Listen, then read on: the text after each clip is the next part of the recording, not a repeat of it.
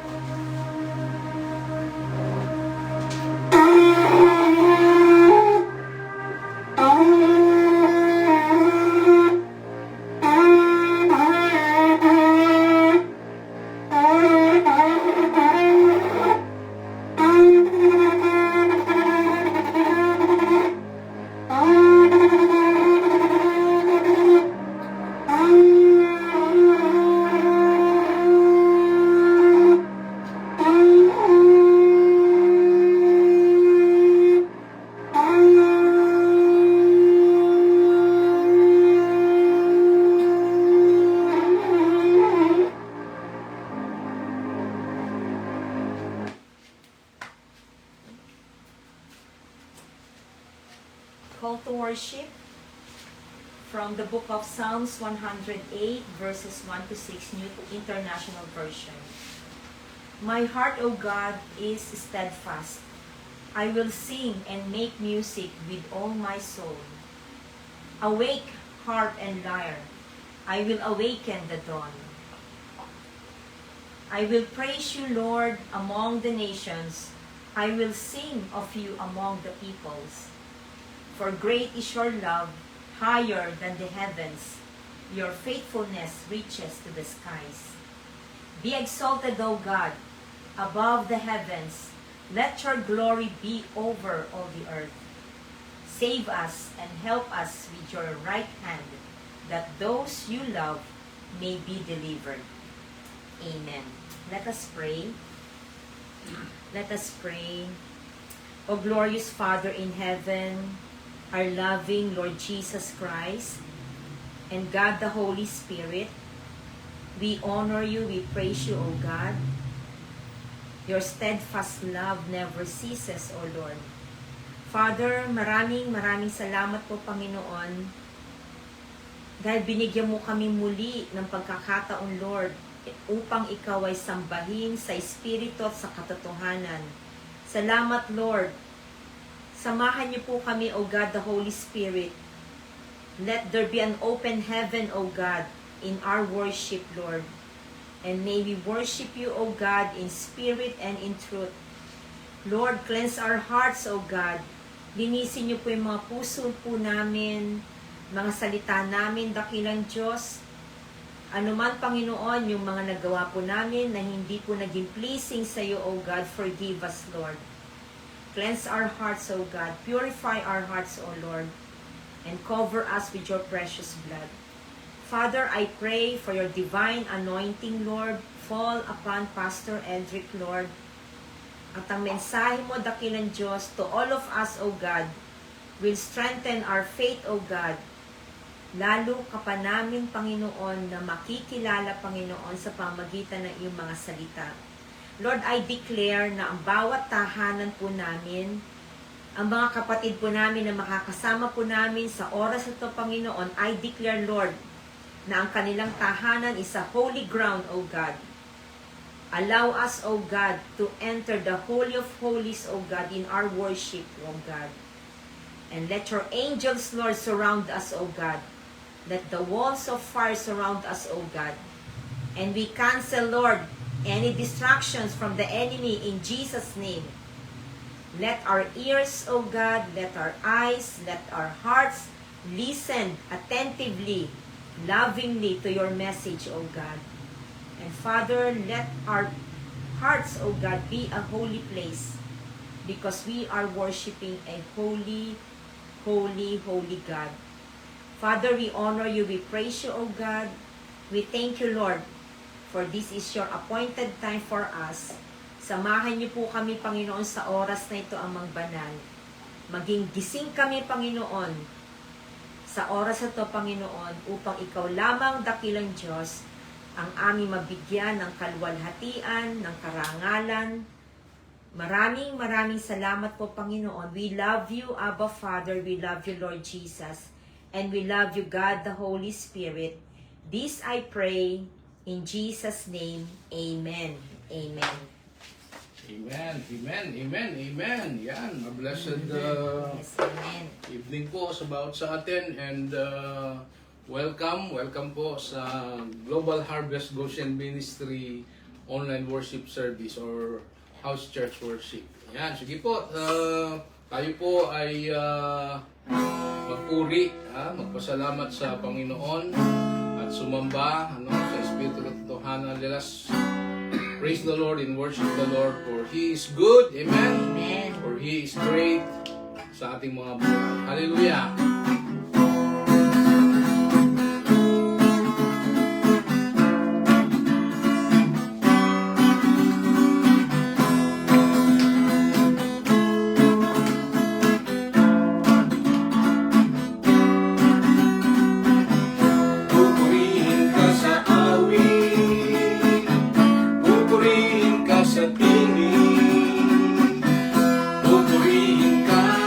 Pupurihin ka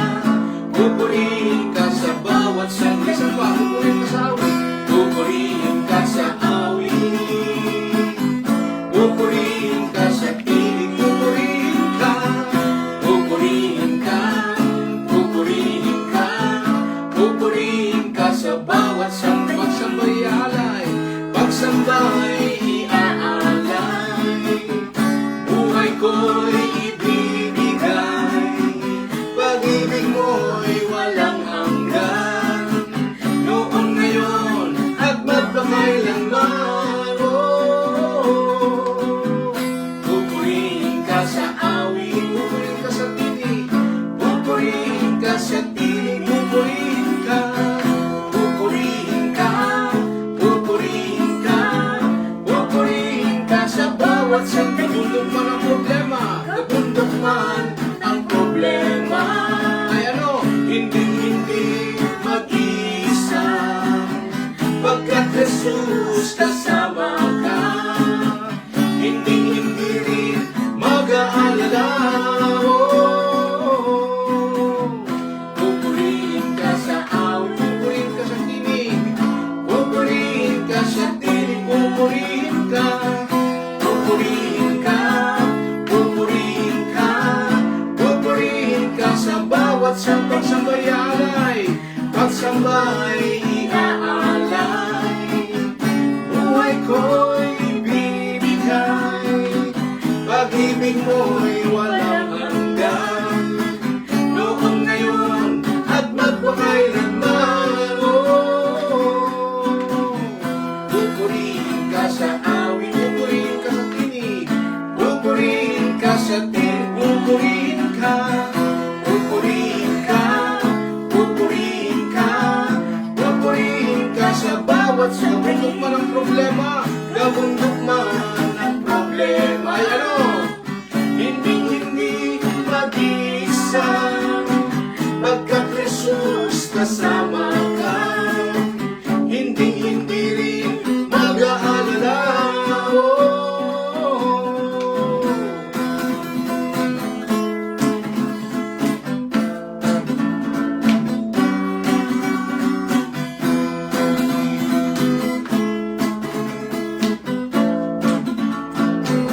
Pupurihin ka sa awit, pupurihin ka sa awit, pupurihin ka sa tinig, pupurihin ka sa tinig, pupurihin ka, pupurihin ka, pupurihin ka, pupurihin ka sa bawat sandali, pupurihin ka sa awit, pupurihin ka sa awit, pupurihin ka sa tinig, pupurihin ka, pupurihin ka, pupurihin ka, pupurihin ka sa bawat, pupurihin ka, pupurihin ka, pupurihin ka, pupurihin ka sa bawat, pupurihin ka, pupurihin ka, pupurihin ka, pupurihin ka sa bawat, pupurihin ka, pupurihin ka, pupurihin ka, pupurihin ka sa bawat san, pupurihin ka,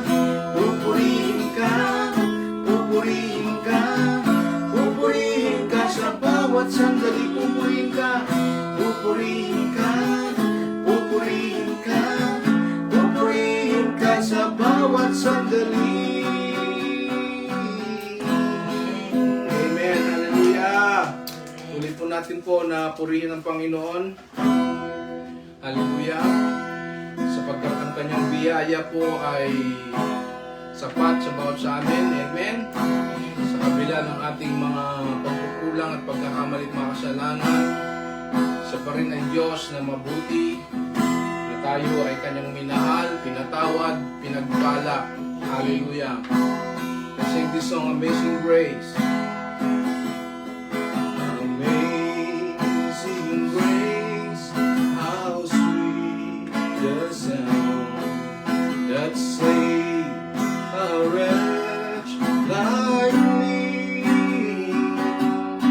I once was lost, but now I'm found.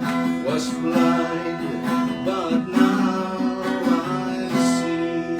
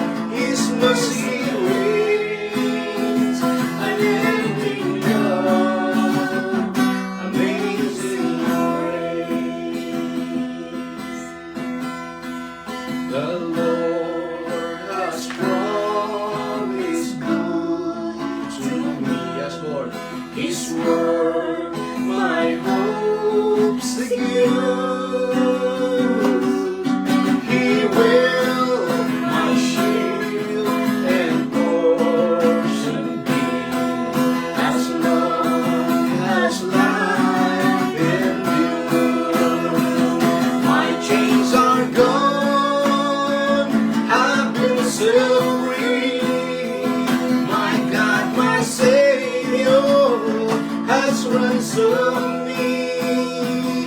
And like a flood, His mercy reigns, unending love, amazing grace.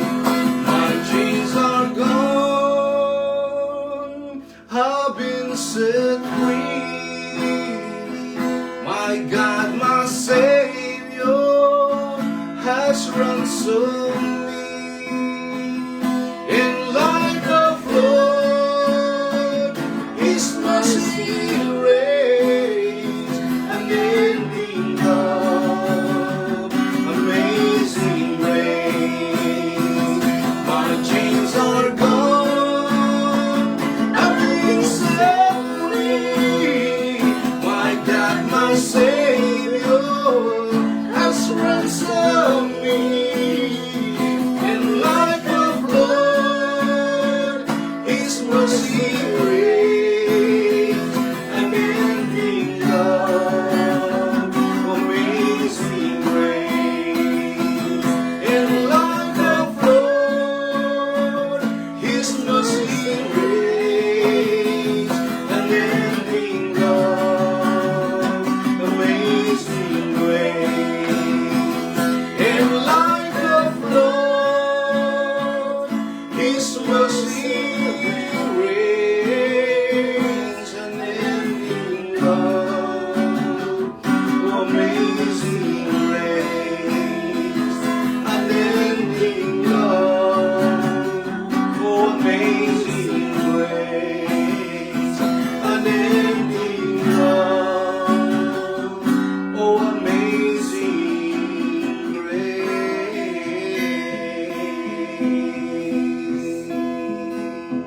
Yes, God, hallelujah. You're so great, Lord, and your grace so amazing, oh God. Thank you, Jesus. Thank you, Holy Spirit. Thank you, Abba Father, for your amazing grace that's sweet and wonderful, oh Lord, to each of us. This is our prayer, this is our declaration in Jesus' mighty name we pray and shout, Amen! Amen! Hallelujah! Sige po, bigyan po natin po ng malakas na clap offering ng ating Panginoon. Hallelujah!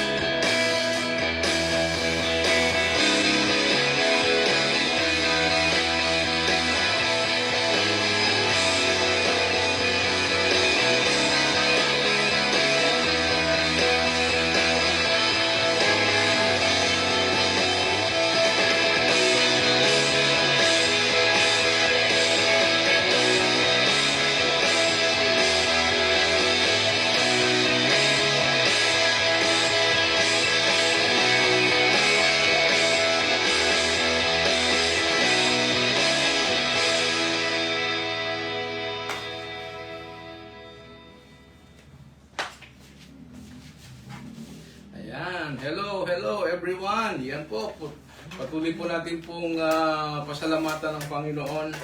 Yan, shout out po sa atin. Yan, nandiyan po sa ating pong online worship service. Sa inyo po lahat na nakikibahagi sa ating pong Global Harvest Goshen Ministry House Church celebration. Yan, magandang gabi po sa ating lahat, o magandang umaga o namang oras o saan kayo lugar kayo po ay abutin, o Diyos, ng pagpapala at biyaya ng ating Panginoon sa gabing ito. So we are so excited, amen? So excited and so expectant na muli po tayong lahat po ay mag-aaral, no po, magbababad at pupunuin ng Panginoon ang kanyang message for today. So our message for tonight, mga kapatid, is a very timely message, no, about sa atin, no. Ang ating mensahe po ng Panginoon ay may title po na Whom Shall I Fear? Sabi mo sa sarili mo, Whom shall I fear? Yan, ano? Whom shall I fear? Isang tanong, ano? Kanino ba ako natatakot? Yan, siguro ito ay isang magandang pag-usapan po natin sapagkat ikaw at ako, ano po, ay whether we like it or not sa buhay po natin everyday, ano po, ay may mga sinasabi nating mga bagay na minsan pangamba, no, mga takot sa ating buhay. But tonight, we thank the Lord sapagkat anumang mga takot o anumang mga bagay na maaring gumugulo sa isipan mo, sa pamilya mo, sa negosyo mo, sa ministry mo, sa relationship mo, tonight, the Lord will give us 3 principles, no po, sa pamagitan ng ating mensahe para tayo po ay hindi matakot o anumang mga bagay pangamba na maaring dumarating sa ating pong buhay. Alright, so sa Psalms 27 verses 1 and 2, so dalawang verse lang po yun, no, ng ating pong pag-aaralan, 3 principles o 3 pointers ang gustong dalhin ng ating Panginoon sa ating kalagitnaan. So let me read to you Psalms 27 verses 1 to 2 from New International Version. So nandiyan po sa screen po natin. Sabi po dyan, The Lord is my light and my salvation, whom shall I fear? The Lord is the stronghold of my life, of whom shall be afraid? Sa verse 2, sabi doon, When the wicked advance against me to devour me, it is my enemies and my foes who will stumble and fall. So, ang Psalms 27 na binasa ko po sa inyo, alam po natin ito po ay isinulat at kwento at istorya po ni David, no, o King David sa gitna ng matinding panganib po sa kanyang buhay, no. Maaring noong siya po ay tinutugi, siya po yung background po nito ni Haring Saul, o kaya nang nagrebelde po ang anak niyang si Absalom, no. Sa halip po na magpatalo po sa takot, no, si Haring David, si David at that time di pa po siya hari, nagpahayag siya ng matibay na tiwala po sa Diyos bilang, kanyang ilaw, kaligtasan, at matibay na kuta. So yan po yung pag-uusapan po natin. Ano po? Ang unang 2 talata ay isang deklarasyon ng pananampalataya, laban po sa takot, kahit may mga kaaway, alright, na gustong sumira po sa kanyang buhay. At alam niyang sila mismo, ang madadapa dahil kasama niya ang Diyos. Ito po ay paalala, mga kapatid, mga kaibigan, na ang tunay po na kapanatagan ay hindi galing po sa sitwasyon, kundi saan po? Sa presensya po ng Panginoon. Amen? So yan po yung pong background po nito. Kaya sabi ni David sa Psalms 27 verse 1 and 2, balikan natin, The Lord is my light, sabi niya, and my salvation, whom shall I fear? So question mark, yung tanong niya, whom shall I fear? Sabi ni David. So sagot pa rin niya, the Lord is the stronghold of my life, of whom shall I fear? So tanong, pero sagot din niya. Nakita ninyo? No? Ibig sabihin po itong tanong ni David ay isang tanong na may kasiguruhan na sa kanyang pagtatanong ay siya mismo po ang nagpapatibay at nagpapaalala sino po ang Diyos para sa kanya kung siya ay natatakot sa kanyang buhay. Now, alam nyo ba, ayon po sa isang psychological study, yan, hindi po si Mariel, no? Psychologist ng aming anak, eh. Alam nyo ba, ayon sa isang psychological study, confirm mo ito, Mariel, ha? Karamihan sa mga tao raw po ay may tinatagong silent fears. Alam nyo ba yung may tinatago raw po na silent fears? Ibig sabihin po, kahit mukhang matapang sa labas, tingnan mo yung katabi mo, matapang ba mukha niya? Kahit mukhang matapang sa labas, sa loob pala po ay may kinakatakutan sila. So yung sinasabi po natin sa psychology study na silent fears, pwedeng takot sa failure, takot mawalan, takot sa kinabukasan, o takot tumanda, takot magkasakit, takot mamatay. So, alam po natin yan, ano po? At sinasabi ko palagi, meron pong tatlong bagay sa buhay po natin na hindi natin maiwasan at maybe at some point din to tayo nakakatakot. Ano yung tatlong yon? Tatlong P, pagkamatay, pagkakasakit, at pagtanda. Ayan. Yun po yung sometimes, no, doon tayo natatakot sa mga bagay na yun. Now, si David, ano po, kung tutuusin, may dahilan para matakot. Bakit po? May kaaway siya, no? Gusto siyang patayin. Yan, may kaaway mo ba kayo? Kung nasa buhay nyo ngayon, sa palagay ninyo, parang may threat sa buhay ninyo. So, ito yung background po nitong Psalms 27, verse 1 and 2, no? May dahilan si David para matakot. May kaaway siyang gusto siyang patayin. Ano? Sabi nga po doon sa background ng salmista ay almost 3 times, no? 3 beses na pinagtangkaan ang buhay ni David. Pero alam niyo po, mga kaibigan, mga kapatid, sa halip na lamunin ng takot si David, nakapagsabi pa siya. Ano yung sabi niya? The Lord is my light and my salvation. Whom shall I fear? Tapang, no? Yan yung nasa loob ni David, no? Whom shall I fear? Sabi niya, the Lord is the stronghold of my life. Of whom shall we afraid? Alam niyo po, mga kapatid, mga kaibigan, ito po ay hindi tanong ng pagdududa. Right? Kundi tanong ng pananampalataya. Amen? Para bang sinasabi niya, kung kasama ko ang Diyos, na ilaw ko, sabi niya, kaligtasan ko at kuta ko, sino pa ang dapat kong katakutan? Ayan, sabi mo sa sarili mo, sino pa ang dapat kong katakutan?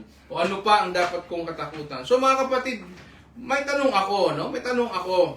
At pwede nyo sagutin, no? Ano ang pinakatakutan mo sa buhay? Pwede mo ba kayo magsabi? Be honest, no? Ano sa palagay ninyo na 1 and 2 and 3? At least 3 bagay na kinakatakutan ninyo. Yan, sige, pwede ko kayong mag-post dyan po sa comment section para naman mayroon kayong participation. Alright? So I need participation sa bawat sa po sa atin. Ano po yung 3 bagay na sa paglalagay ho ninyo sa buhay ninyo ay kinakatakutan ninyo na maaring ngayon or in the future, hindi pa, natatakot na kayo. Ano po yung 3 na yon? Sige, pwede mo kayong maglagay dyan, ha? Okay. So, at least dito po, no, nag-research ako, takot mawala ng trabaho. Yan, ha? Sa mga nagtatrabaho. Siyempre, pag nawala ng trabaho, paano yung aking mga anak? Paano yung aking future? Paano yung mga kinabukasan ng aking mga anak kung ikaw ay nagtatrabaho? So, takot mawala ng trabaho. Takot na hindi ka na mahalin ng tao. Yan, no? Meron ba kayong feeling na gano'n na, ay, matanda na ako, hindi na ako mahal ng asawa ko. Ha? Parang gano'n, ano?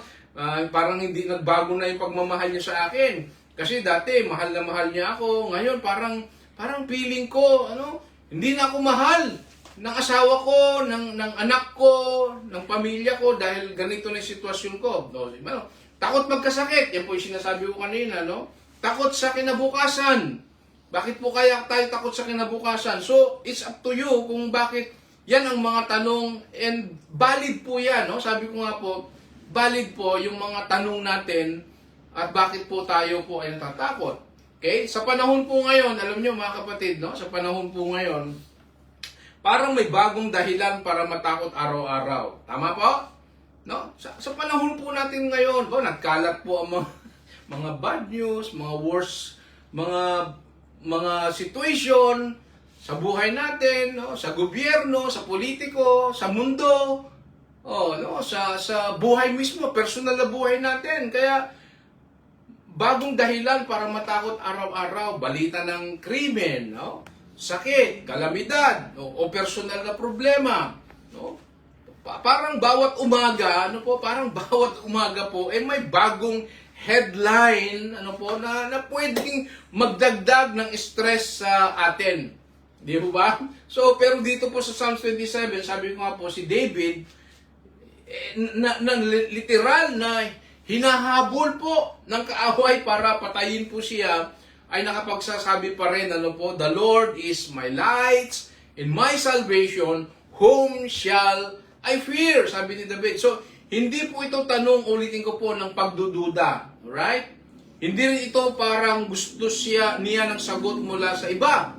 Ito ay statement ng confidence. Wow! Statement ng confidence ni David. Parang sinasabi niya, sino ang dapat kong katakutan kung kasama ko ang sino?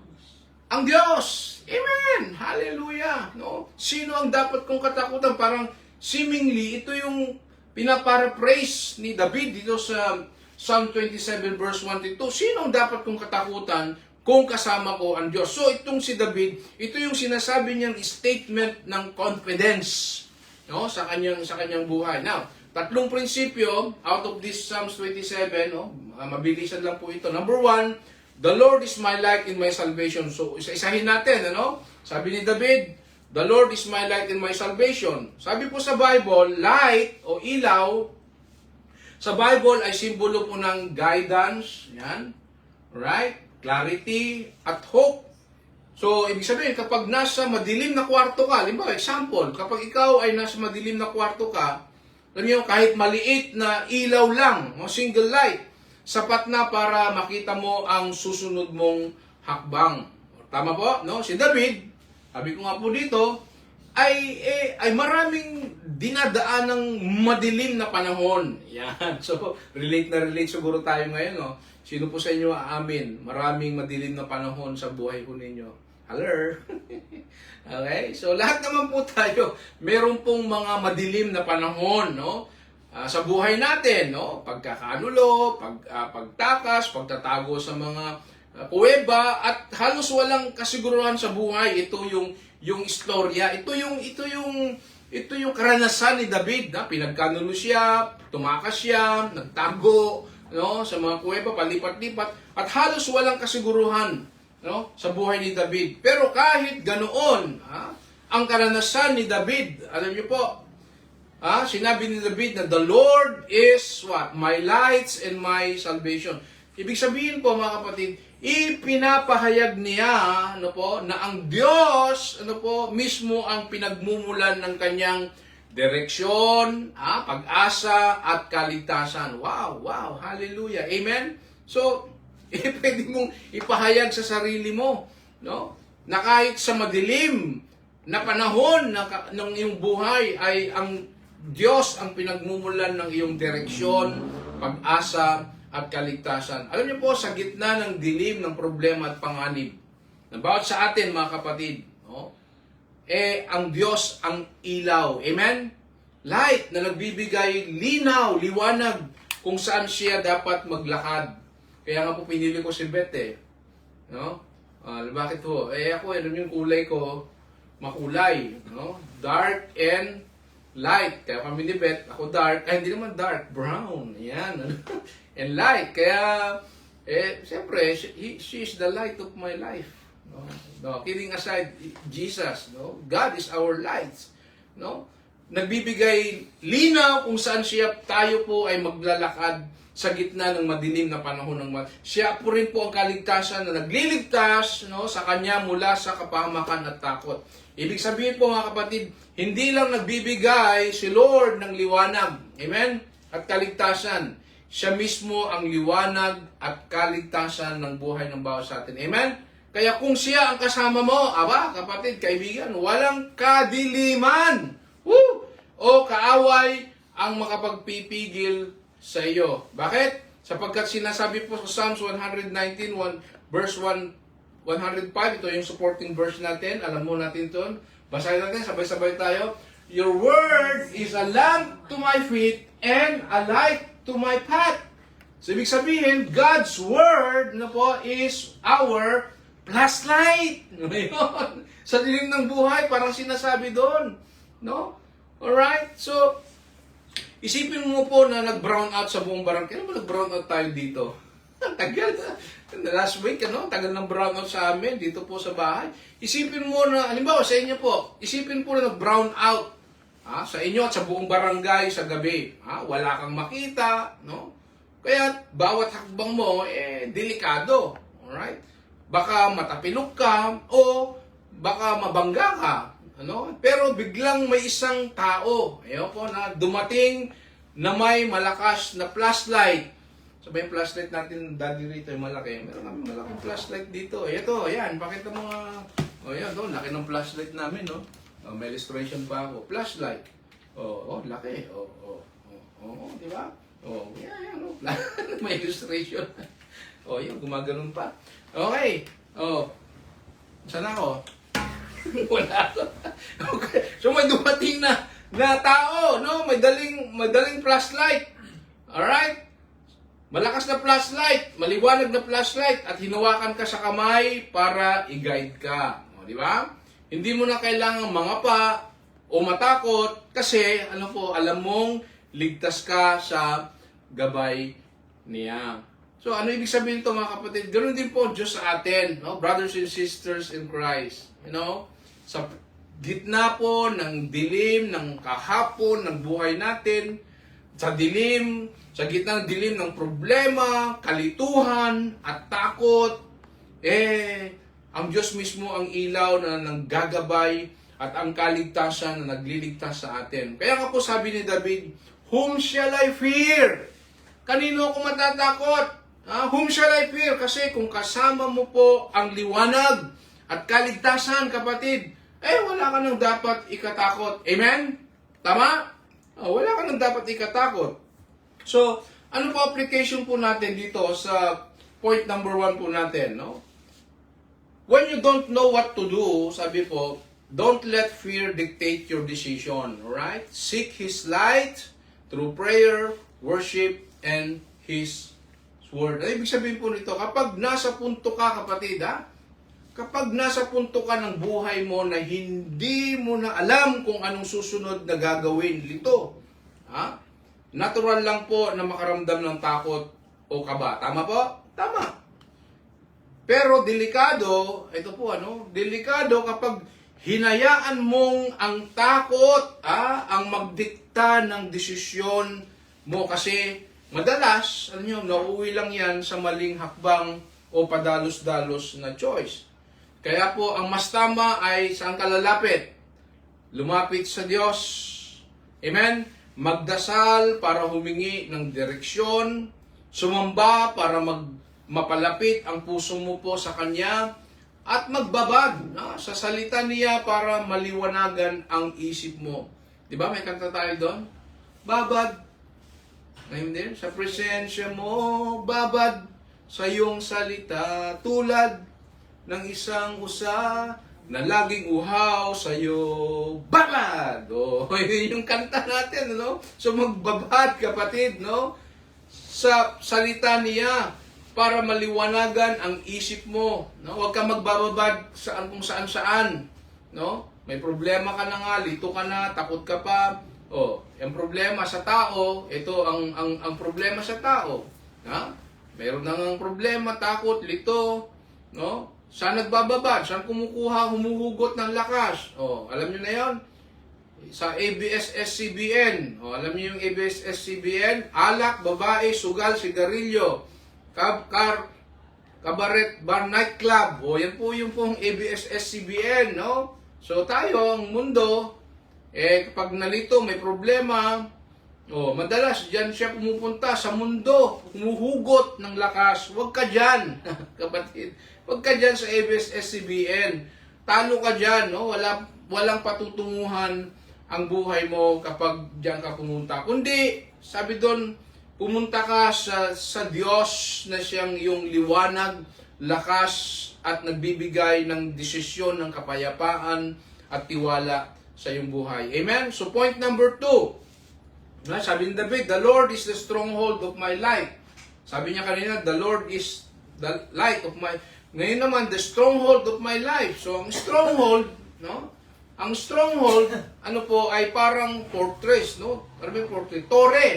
Ano naman ang tore? No? Matibay, mataas, at ligtas.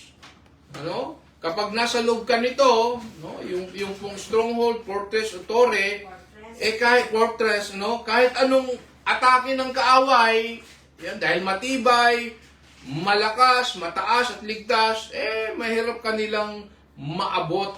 O, yun po yung tinatawag ni David, the Lord is a stronghold of my life. Stronghold niya ang Diyos sa kanyang buhay. Si David, alam niyo po, kapatid, mga kaibigan, bilang hari, no? Alam po natin yon, si David, bilang hari at mandirigma, warrior, no? Not only a king, but he is a warrior king.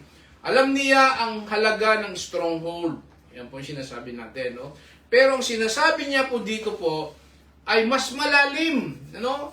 Hindi lugar ang stronghold niya. Alright? Hindi lugar ang stronghold niya, kundi ang Diyos mismo. Okay? Ang Diyos mismo ang kanyang stronghold. Kapag sinabi ni David na the Lord is the stronghold of my life, alam nyo, ginagamit niya ang larawan ng isang matibay, sabi ko, na kuta o toren sa panahon ng digmaan. No? Sa panahon niya, no, ni David, sa background po nito, ang stronghold po ay lugar na halos imposibleng mawasak, masira o pasukin po ng kaaway. Dahil mas mataas na pader, matibay na gate at proteksyon, no, mula sa lahat ng panig nitong tinatawag nating stronghold.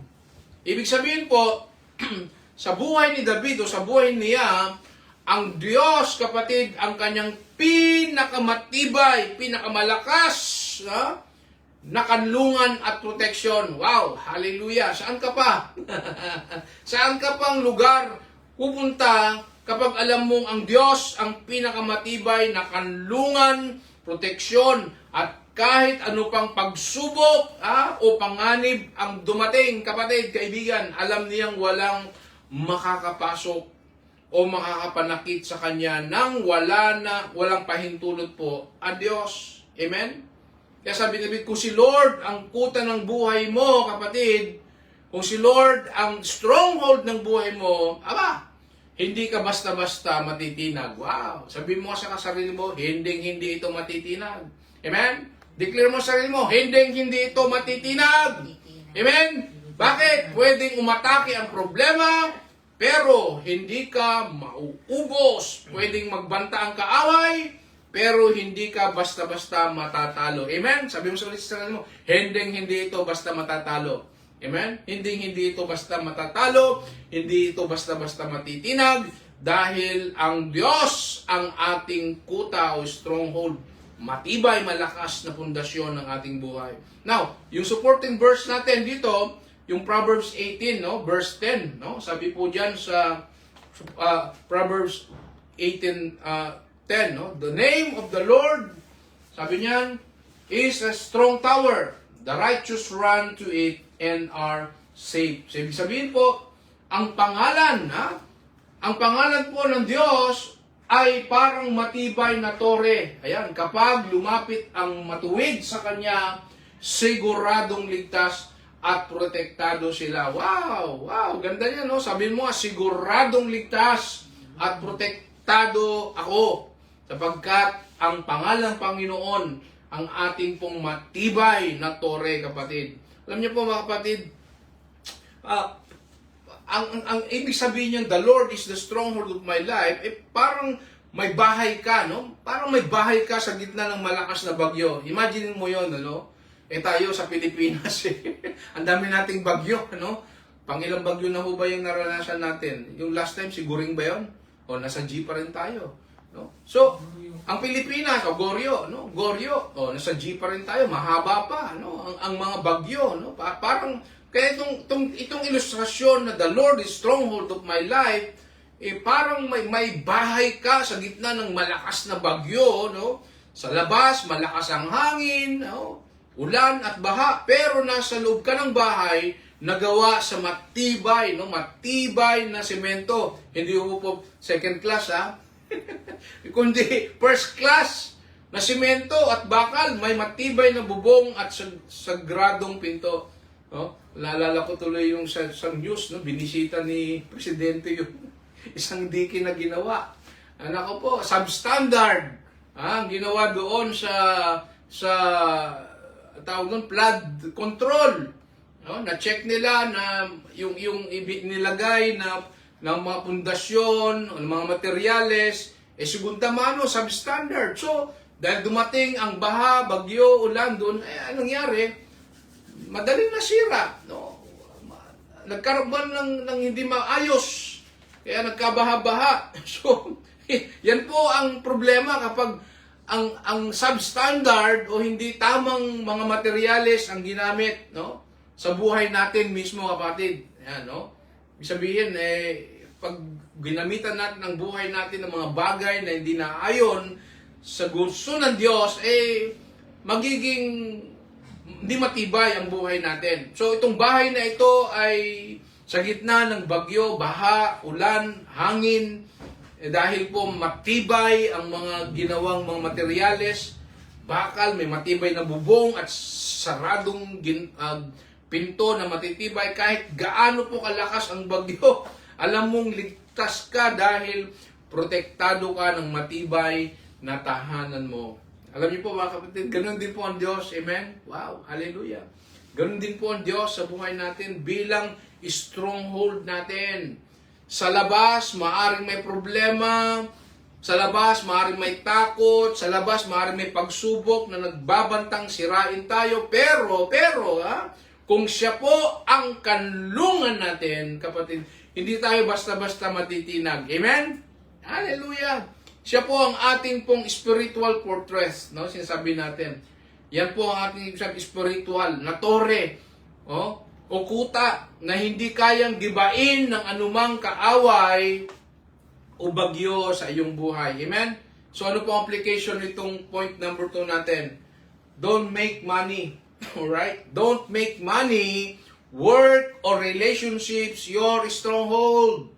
All of them can be lost. Amen? Kasi ito yung mga temporary lang, no? Pansamantala. But God never disappears, no? If He is your fortress, okay, you will not be shaken. Amen? Sabi mo sa sarili mo, God is my fortress. I will not be shaken. Wow! Hallelujah!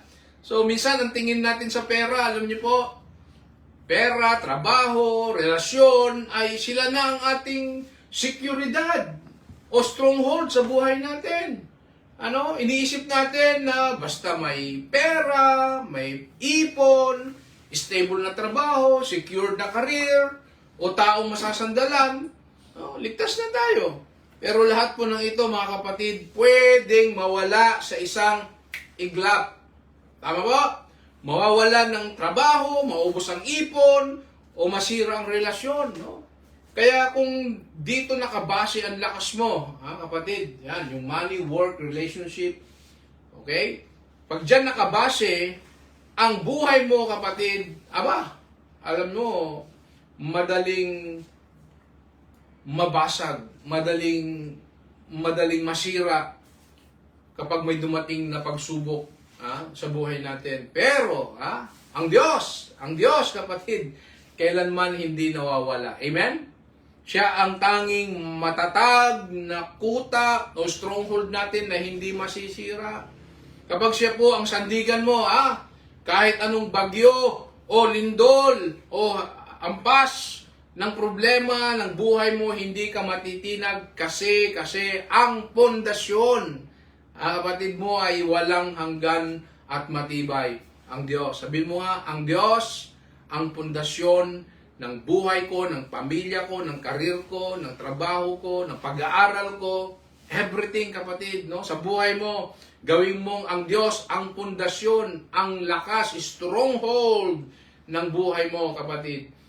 Point 3 and last. Yan, no? Point 3. Enemies will stumble and fall. Ito, maganda to, no? Enemies will stumble and fall. Sa verse 2, sabi ni David, sabi niya, basahin po natin, ano po?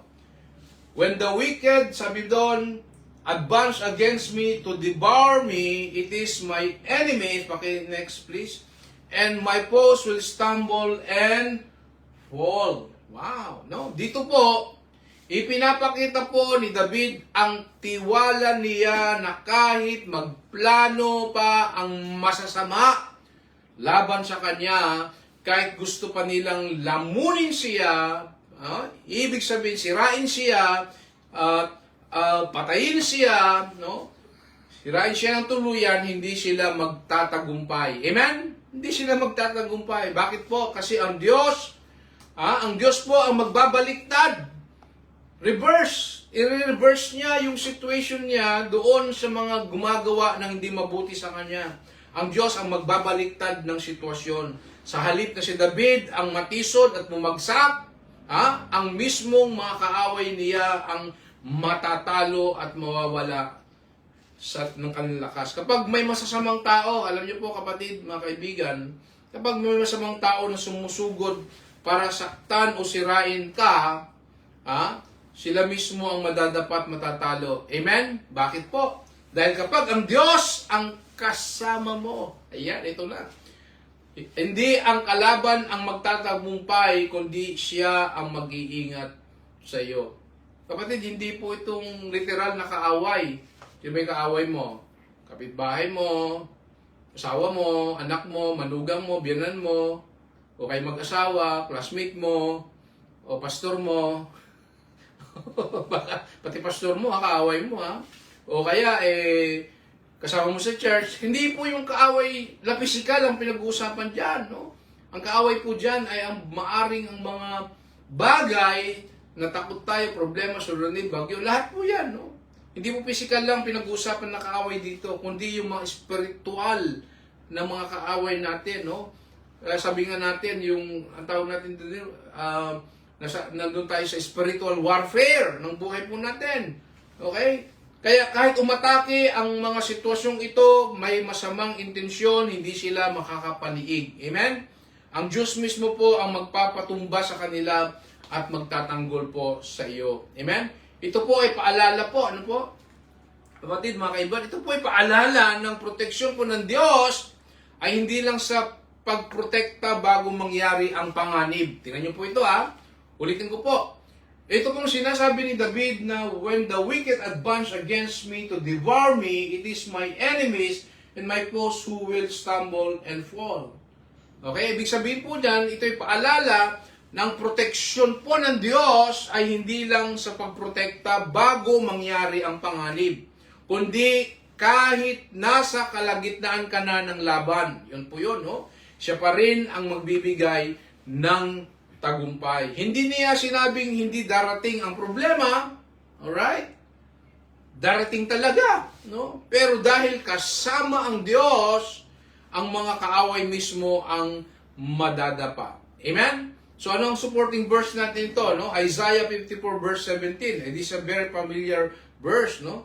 Sabi diyan, no weapon formed against you shall prosper. Ibig sabihin, walang planong masama o atake laban sa iyo ang magtatagumpay kapag ang Diyos ang iyong tagapagtanggol. Amen?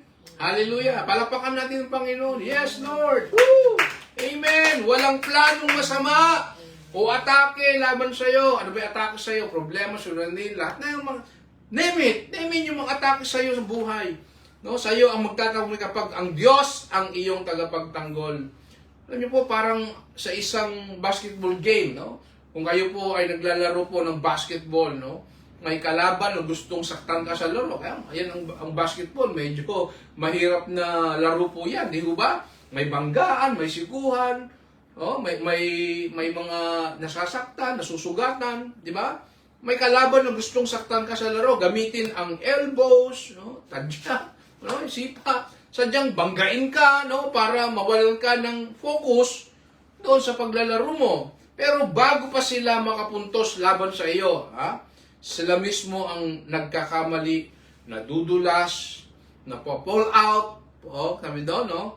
O nawawalan po ng bola. Alam nyo, ganun din po ang sinasabi ni David. Yan po sa ating text, no? Hindi ako matatakot. Kahit umatake sila, kahit alam ko sa huli, sila rin ang matitisod at babagsak. Sabihin mo sa problema mo, sabihin mo sa lahat, ikaw, problema, ikaw, suliranin, ikaw, matitisod at babagsak ka. Amen, the name of Jesus. Dapat ganun po tayo. Meron tayong prayer of declaration. Prayer cancel. Yan, mamaya magkakaroon tayo ng prayer of declaration and decree dito po sa ating pong text po to. So ano application po natin, no? Ano application po natin dito sa third point po natin? You don't have to retaliate or manipulate to win the battle of life. Amen? Stand firm in faith and let God fight for you. Wow, ganda niyan, ano? And stand firm in faith and let God fight for you. Ibig sabihin po, mga kapatid, sa buhay, alam niyo po, may mga laban ano po, na gugustuhin nating gumanti o gumawa ng paraan para kontrolin yung sitwasyon. Tama? No? Ang tendency natin, kapag nalamangan tayo, pag mayroong mga bagay na salita, gawa, isip, na hindi natin nagustuhan, alam niyo, yun ang tendency. Gusto nating gumanti, gusto nating, niloko, nalamangan ako, di ba? Yun ang tendency natin. Gusto nating gumanti, mag-retaliate, gusto nating i-manipulate, yung situation to win the battle of life. Pero kapatid, pero minsan pa nga hindi lamang paraan para lang mata. Pero ang totoo, kapag ganun ang ginawa natin, tayo lang ang napapagod at nasasaktan. Tama? Aminin. Tama mo? Ang totoo, tayo lang ang napapagod at nasasaktan. Ang sinasabi rito, hindi mo kailangang gumamit ng galit o manipulasyon para magtagumpay sa iyong mga kaaway o sa mga bagay na taong sinaktan ang iyong kalooban. Ang mas mahalaga, kapatid, ay manatili kang matatag sa pananampalataya. Amen? Magtiwala po na may plano po ang Diyos. At siya mismo ang kikilos, kapatid, para ipagtanggol ka at bigyan ka ng panalo sa tamang oras at paraan. Amen? Amen? Alam niyo po, ito na, last illustration, mahilig ako sa illustration. May isang missionary po sa Africa na gabi-gabi po ay natutulog sa tent sa gitna ng gubat. Alright? Okay, isang gabi narinig niya ang mga yabag ng mabibigat na paa sa paligid. Ano kaya yun? Sabi niya. Nang sumilip po siya, nakita niya ang isang leon, kapatid. Paikot-ikot sa kanya, sa kanyang tent. So, sa natural na reaksyon, itong missionary na ito, dapat po tatakbo, tama? Yan ang unang reaksyon mo kapag mayroong banta, katulad ng leon na pumapalibot siya. So, ang iniisip niya, tatakbo siya ng mabilis. O sisigaw ng, help! Tulungan niyo ako! Maring yun ang kanyang iniisip. Pero alam niyo po, naalala niya ang Psalms 27 verse 1. Amen? At nagsimula mag-pray ng tahimik. Ang sabi niya, Lord, you are my light and my salvation. Whom shall I fear? Naka-smile pa siyang ganon sa leon. Habang pinipray niya ito, Lord, you are my light and my salvation. Whom shall I fear? Palagay ko ninyo ano nangyari po. Palagay ko ninyo ano nangyari po doon sa missionary at sa leon na nagbabanta sa kanya habang siya nanalangin ng ganun. Well, kapatid, ilang minuto pa, ang leon po ay biglang umalis. Hallelujah! Alright? Kinabukasan, alam niyo po, nalaman niya mula sa mga lokal na ang leon po ay bihirang umalis kapag may nakita itong prey, o isang tao.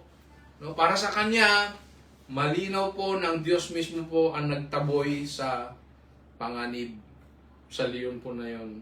Ano pong ibig sabihin nito, mga kapatid? Alam niyo po, mga minamahal, mga kaibigan, ganoon din po sa buhay natin May mga leon moments. Amen? May mga leon moments ba kayo, kapatid? Lion moments, ibig sabihin kung saan akala natin katapusan na.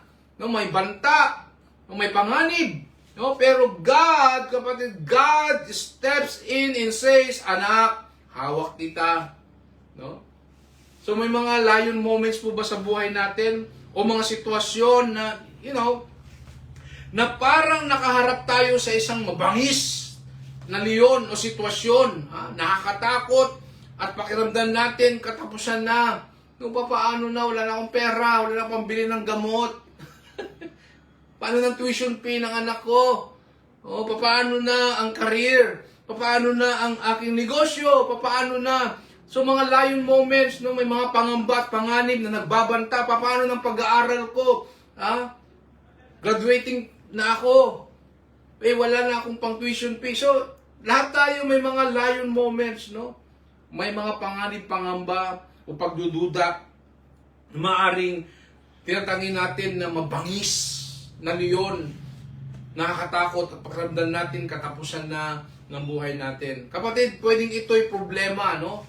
Itong lion moments, sinabi ko sa inyo, maybe ito ay problema sa pamilya. Alright? Bigla ang sakit, okay? O mabigat na pagsubok, na parang wala ng lunas o wala ng pag-asa. Paano ako makaahon sa aking pamilya, no? Subsob na ako sa trabaho. Araw-gabi, gabit araw, ginagawa ko na. Bakit parang hindi ako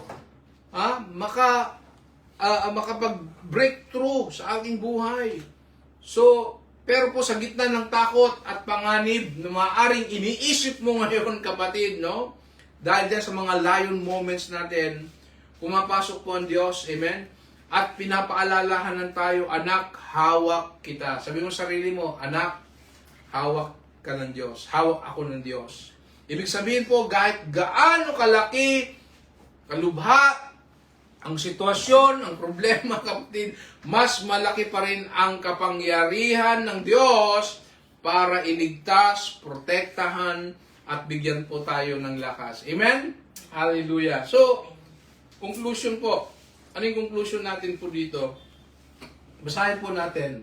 Ganda po nito. If the Lord is with you, there's no one and nothing worth fearing. His presence is your unshakable security. Wow! Woo! Hallelujah! Ang ganda nun, no? Unshakable security. Okay? Hindi matitinag na seguridad, oh? Na proteksyon sa buhay mo, kapatid. Kung natatakot ka ngayon, kapatid, sino po magsasabi malakas ang loob? Yes, Pastor, takot ako. It's okay. Sabihin mo sa sarili mo, yes, Pastor, naamin ko, takot ako. No? Aminin natin, no? May mga natatakot tayo sa buhay mo. Kung natatakot ka ngayon, kapatid, tanungin mo ang sarili mo, sino ba ang mas malaki? Ang takot ko o ang Diyos ko? Amen? Ang takot ko ang Diyos ko.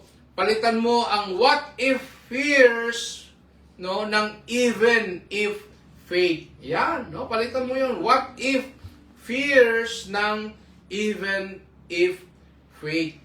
Even if mawalan ako ng trabaho, magkasakit ako, magkulang ako, kasama ko pa rin siya. Even if hindi nila ako maintindihan, maunawaan, mahalin, naintindihan ako ng Diyos. So mga kapatid, mga minamahal na po, ito po sa gitna ng mga pagsubok at panganib ng banta ng buhay, malinaw po ang tanong ng salmistang si David, sino ba ang aking katatakutan? At malinaw din ang sagot, wala. Hindi dahil tayo po ay malakas, kapatid, matalino o matapang, kundi dahil po ang Panginoong Diyos mismo po ang ating liwanag, kaligtasan, at matibay po na tanggulan. Amen? When we see God clearly, kapatid, when we see God clearly, the shadow of fear disappears. When we know His power, no, and love, we understand that no enemy, problem, or situation is greater than our God. Amen? Kaya tulad po ni David, no, kapatid, kaibigan, tulad po ni David, maaari rin nating sabihin sa ating puso, kahit sino o ano pa ang lumalapit laban sa akin, hindi ako matatakot sapagkat kasama ko ang Diyos. Kapatid, halina. Halina, kapatid, halina. Humayo tayo. No? Mamuhay tayo araw-araw may bagong tapang. Amen? Hindi tapang po na nagmumula sa ating sarili. Okay? Kundi tapang na nakaugat sa katotohanan na ang Diyos ay para sa atin kahit walang makapaniig laban sa atin. Kapatid, kaibigan, kailangan mo lakas ng loob, tibay ng dibdib, at kapal ng pananampalataya. Amen. Yan ang kailangan po natin. No? Yung sinasabi po ni David, yan ang kanyang statement of confidence sa kanyang buhay. Yan po sinasabing awit 27 verse 1. So, nais ko pong magtapos na po dito po sa isang tula, no? Inspired by Psalms 27 verse 1 and 2. Yan, siya pong tula, pong, tama ba? Pong, inspired by Psalms 27 verse 1 and 2. Ang pamagat po ay, ang Panginoon aking liwanag. Bow. Yan, sabi po diyan sa tula, kapag dumilim at may takot sa puso, bulong mo'y malinaw, huwag kang matakot, anak ko. Ikaw, O Panginoon, aking ilaw at awit, sa'yo galing ang lakas na walang kapalit. Kahit may kaaway na sumugod sa pinto, pag-ibig mo'y tanod na di matatalo. Okay?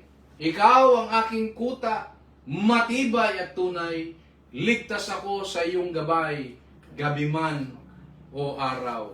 Amen? Wow! Pakagandang tulayan, no?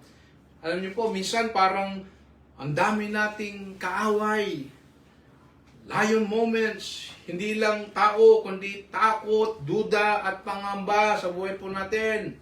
Pero ang paalala po ni David, ang salmistang David, dito po sa Psalms 27 verse 1 and 2, hindi tayo dapat mabahala kapag ang Diyos ang ating ilaw at kaligtasan. Amen?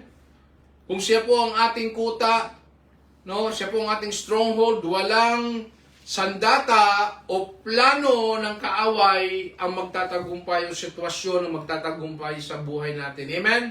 Maaring dumating ang pagsubok, pero hindi tayo matitinag dahil hawak po tayo ng Diyos.